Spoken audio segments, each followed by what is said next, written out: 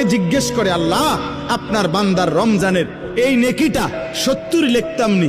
আল্লাহ বান্দার দিকে তাকাইয়া যখন দেখে গুনাহ থেকে মুক্ত, আল্লাহর জিকিরে তার জিহ্বা ভিজা, আল্লাহর মহব্বত তার কলিজার মধ্যে, সুন্নাত মোতাবেক তার জীবন, আল্লাহ তখন বলে না 70 না 700 লেখো, 700, 7,000 লেখো, 70,000 লেখো, 7 লক্ষ লেখো, 70 লক্ষ লেখো, 7 কোটি লেখো, 70 কোটি লেখো, 70,000 কোটি লেখো। এক সেজদায়, এক সেজদায় একবার সুবহানাল্লাহ বললে আল্লাহ বলে লেখো 70,000 কোটি সুবহানাল্লাহ লেখো। কোন বেলায় আল্লাহ মহব্বতের জোশে, আল্লাহ তার মায়ায় আল্লাহ বলে, ফেরেশতা তুমি লিখো না, আকতুবু, আমি আল্লাহ নিজেই লিখবো। এই নেকি তুমি দিয়া পারতা না, আমি দেবো আমার বান্দার নেকি। বলেন বাপ, বলেন।